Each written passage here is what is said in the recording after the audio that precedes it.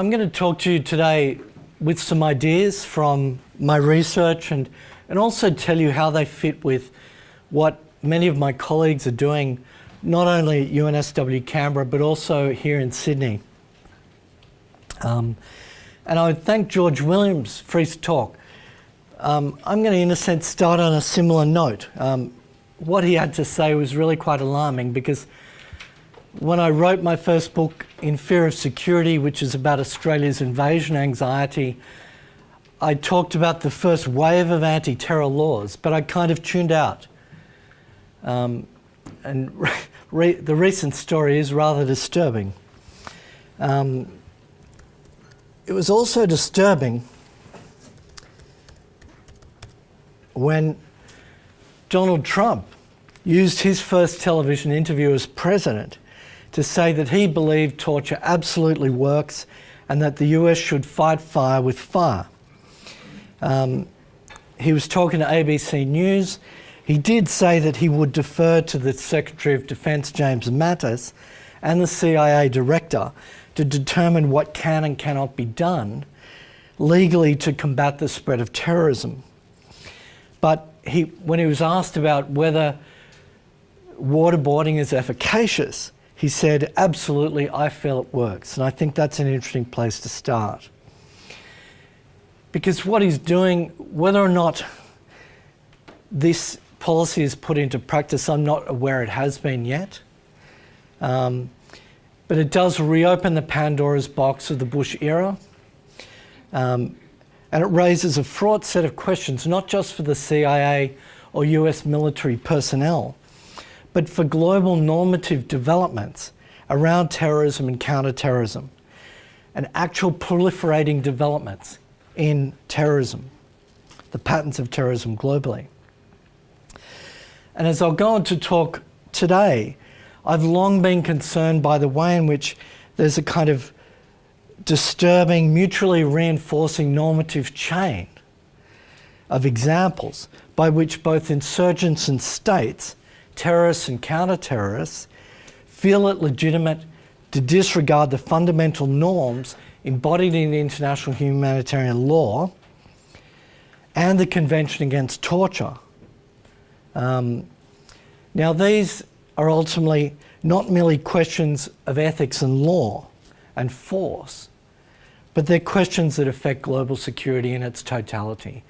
And that is my particular concern here. Now, this concern fits with a broader program of research that I think for people outside of UNSW might be interesting. UNSW Canberra has an interesting little area of strength in international ethics, and I think it's nationally leading in this regard. We've got some very good military ethicists, people working on meta-ethical questions, so the kind of security ethics I'll talk about today, or my colleague Tony Erskine's work on institutional responsibility, people working on cyber ethics, on intervention. We've also got a long history of working on war and conflict and big strengths in military history, where we have an international reputation. And then in Sydney, there are really interesting strengths in feminist and critical security studies, which is, in a sense, an influence on what I'm going to be talking about today. So we have leading scholars working on women, peace and security, on the gendering of insecurity, and big strengths in global governance and development.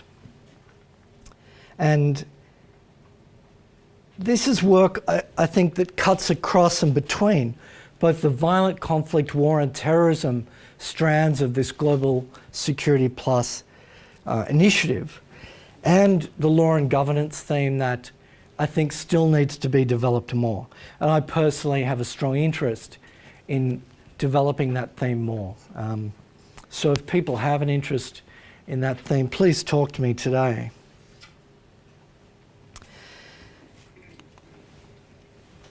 So what I'm going to talk about today really is this, what's now a kind of 7-year and ongoing research program that crosses all of these areas: security, conflict, terror, and governance and law. And it's focused in particular around the problem of what a number of people have called the globalization of insecurity, and the failure of global security governance to deal with that globalization. It might seem ironic, but that's where we are. And this is the problem of what was previously called collective security. So this required me to develop a new theory in security studies called security cosmopolitanism, and then to work it into a range of empirical and policy cases, both by myself and in collaboration with colleagues. And security cosmopolitanism has two aspects. It's an analytical theory about the nature of global insecurity, and it's also a normative and ethical one. It's about thinking about how we can achieve and enact security more effectively at the global and the planetary scale. Now, some of this work began in about 2011 and 12, and in 2013 we held a symposium at UNSW Canberra on the globalization of insecurity, which included diplomats, think tank people, and academic experts from a range of universities internationally and in Australia. And just this year, a volume that Rita Parker and myself edited came out of that workshop. And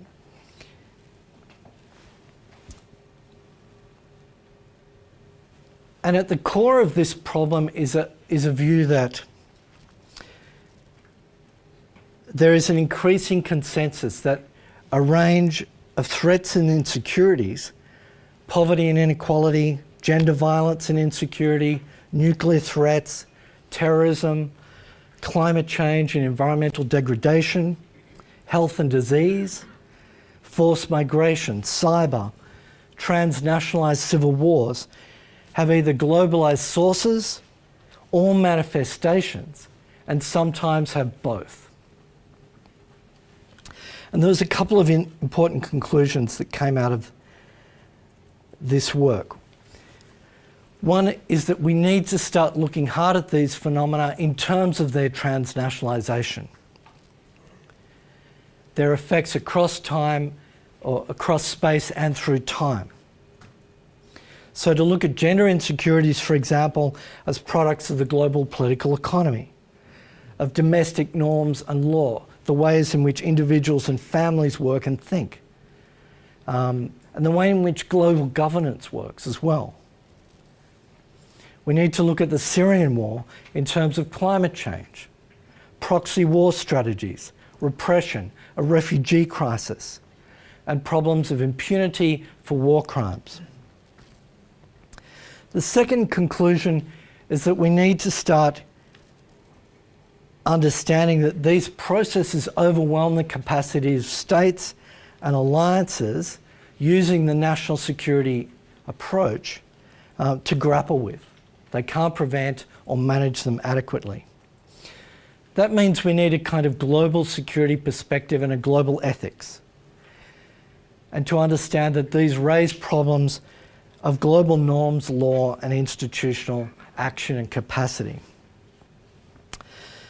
The third somewhat sobering conclusion is about collective security. The collective security system of the 20th century has failed us and is even less fit for the threats of the 21st century.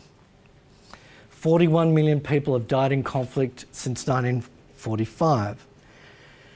Wars in Sri Lanka, in Gaza, and Syria shows us that impunity is a problem, even though the law of armed conflict has long been international customary law. Casualties from terrorism keep increasing, 17 years after 9/11.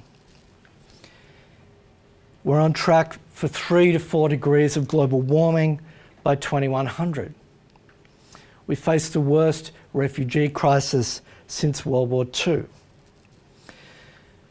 And even as we signed the Paris Agreement and the 2030 Agenda for Sustainable Development, very hopeful diplomatic events, at the same time others are warning of a return to geopolitics and a new Cold War.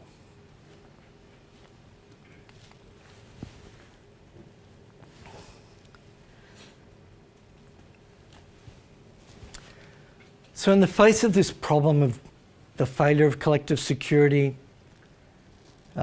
problems in global governance, the security cosmopolitanism work is one possible response.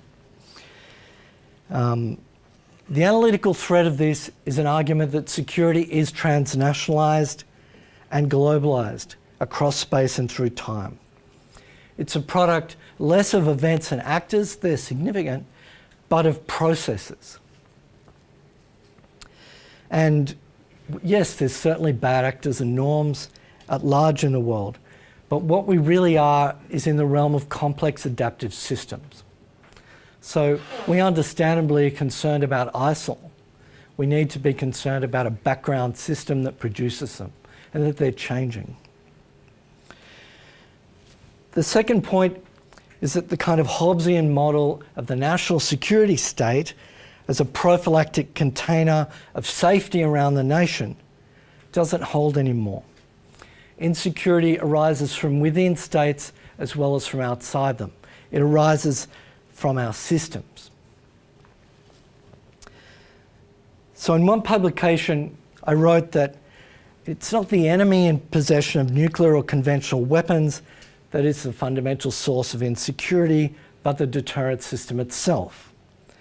Not the forced migrant or the massive storm creating insecurity for the nation state, but the human interaction with the climate system.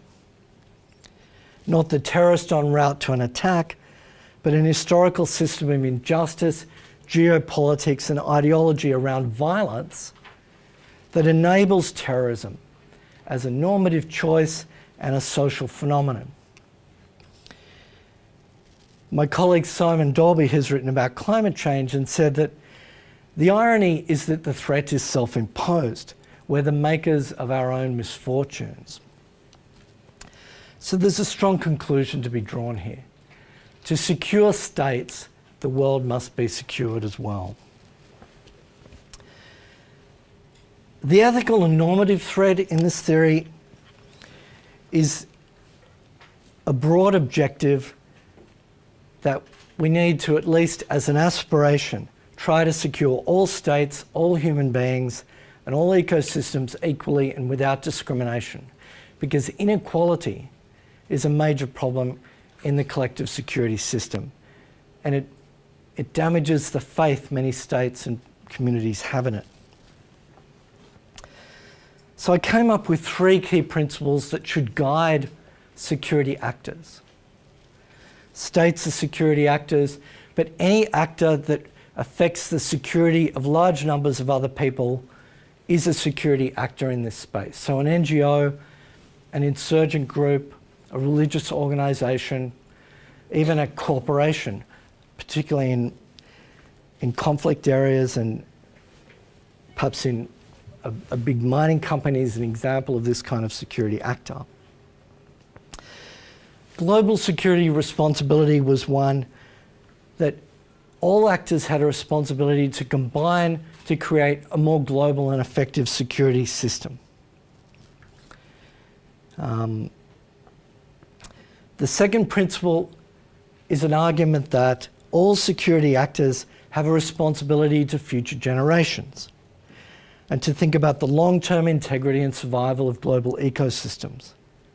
So this is a responsibility to consider the impact of their decisions, their choices, and their commitments through time. We don't have a long time horizon in public policy. And the third principle is about reinforcing that commitment to future generations, to think about whether your actions will have positive consequences for the world as a whole. What rule are we enacting when we say that waterboarding works? And how will that norm spread around the world and change the nature of global security?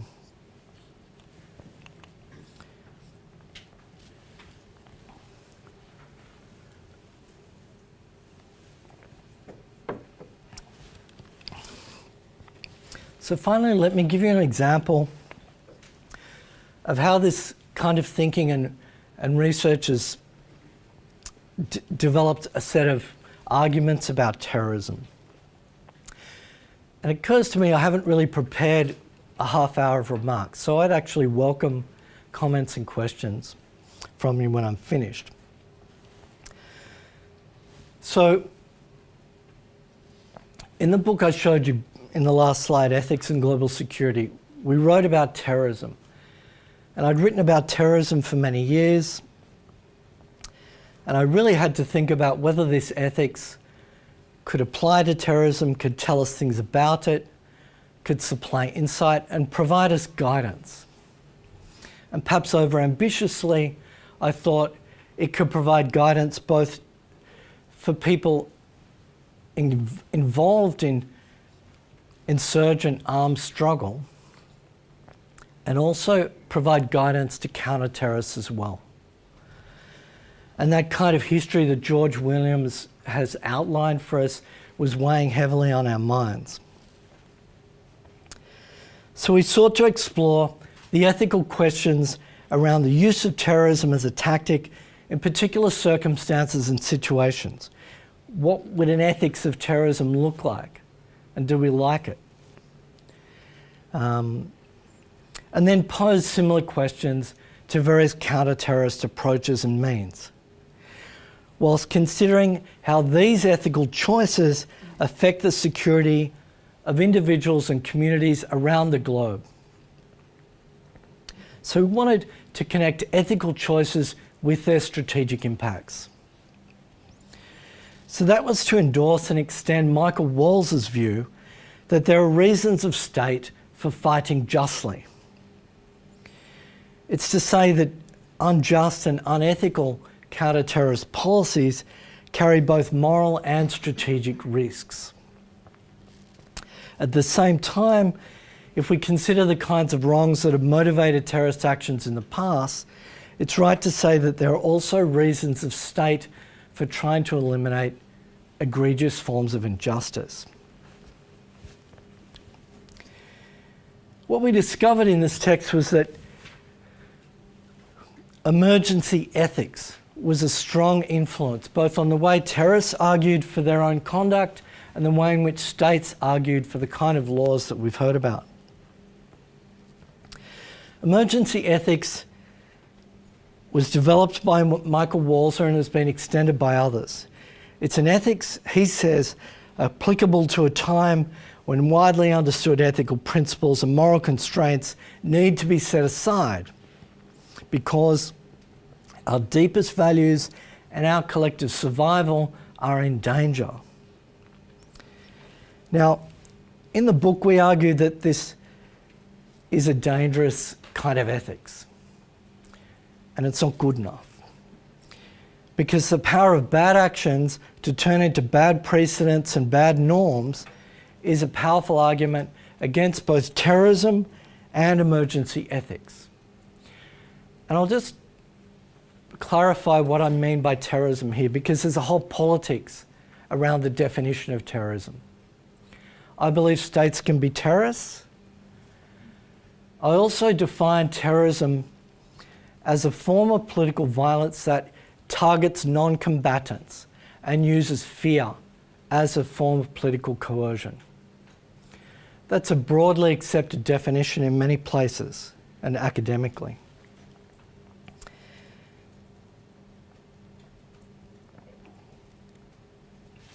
So that got us thinking and looking about particular ethical justifications for terrorism and both counter-terrorism.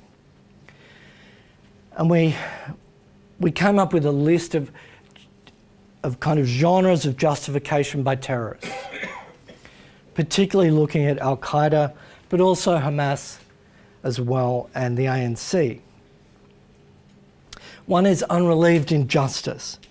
So there's an argument here that there's been no peaceful route to change, so we have to resort to violence. The other is that the enemy is really responsible, in that the enemy or the states, the United States, whoever it is, their actions justify and license our killing of civilians because they've done the same in the past. This is something that Osama bin Laden said quite notoriously. Reciprocal harm is another kind of ethics, which is that we must cause you the same amount of insecurity that you have caused our community. Recovery of dignity through combat was another. That, we've been humiliated, we're throwing off this humiliation through violence and struggle. And the other is that the enemy's community is actually complicit in our oppression, therefore we have a right to target them and kill them. And I think disturbingly, you can definitely see this in the way ISIL thinks, in the way that Al-Qaeda was thinking, the Taliban, but it can also be seen in the actions of many state actors as well. Then there is a different kind of ethics, the lesser evil ethics. This has been used by the late Jean Elshtain, a great just war scholar, and by the Canadian intellectual, former politician Michael Ignatieff, who wrote a very good book about lesser evil ethics in the war on terror. This is an argument that you are trying to balance the pressure to abide by human rights and liberal accountability on the one hand, and to take extraordinary and coercive measures for security that would violate those principles. And Ignatieff is interesting because he ended up evincing a very stringent kind of lesser evil ethics that really put the balance on the liberal side of the equation. But we argued that a lesser evil ethics as such doesn't provide you any buttressing or architecture for a liberal approach. It was simply his personal preference. So lesser evil ethics doesn't really work as well as we'd like it to. We think it opens doors to bad practices. Then we looked at both conventional military operations against terrorists, which I won't discuss today, and also drones and torture as cases. We were particularly concerned about the nature of the drone campaign and the resort to torture and extraordinary rendition, because they threaten global security. They radicalise people and they proliferate bad norms. And torture is especially pernicious because it is itself a form of terrorism. It's a form of political violence which deploys fear to coerce for political purposes. And we did this in order to develop and support a set of ethical counter-terrorist principles, which aimed in their totality at delegitimizing terrorism and supporting the international rule of law. We also had some associated conclusions about an ethics of resistance. Is such a stringent cosmopolitan ethics mean that no actor can ever resort to violence in struggle? We concluded that terrorism as the targeting of civilians is always wrong. So terrorism is wrong. But resistance, sabotage and insurgency are legitimate as a last resort if they are committed to creating broad-based justice and paired with peaceful means. The argument we made in that regard was very stringent, probably too stringent for Che Guevara.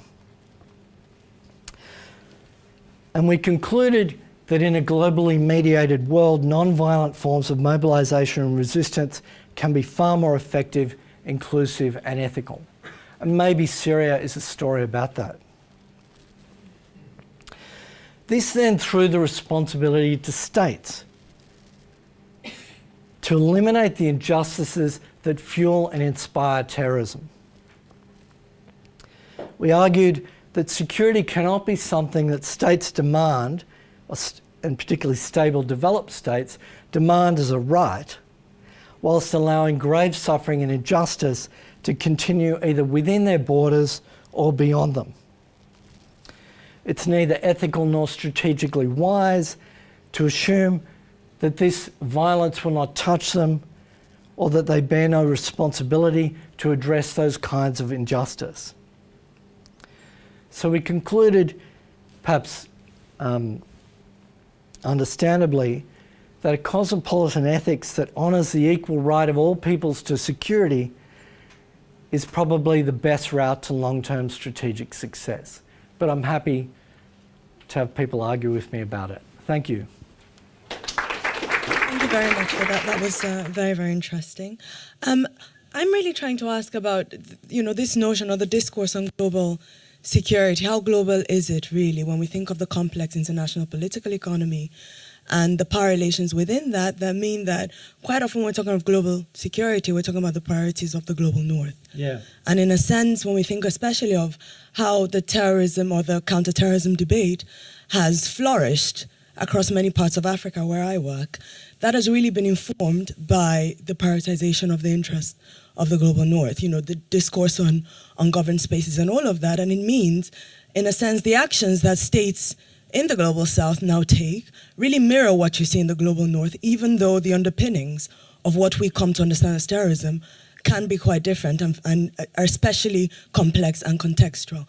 And it seems that space or that discourse then doesn't provide sufficient room to begin to engage what's really going on in those domestic spheres. I definitely agree that the way global security governance is currently configured and the kind of inequalities of power in the Security Council, etc., is inadequate. It doesn't do the job we need it to do.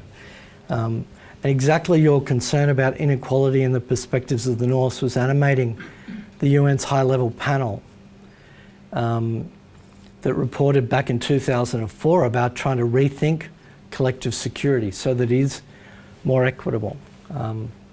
So I think that's a really insightful comment. I think it's not so much about taking cues from the North or the South, but having a richer, more democratic global discussion and global governance that is focused on values. And in a sense, always having to question our positions on their values. And if they're not democratic enough, those discussions, they are going to be wanting. Thanks for your comment.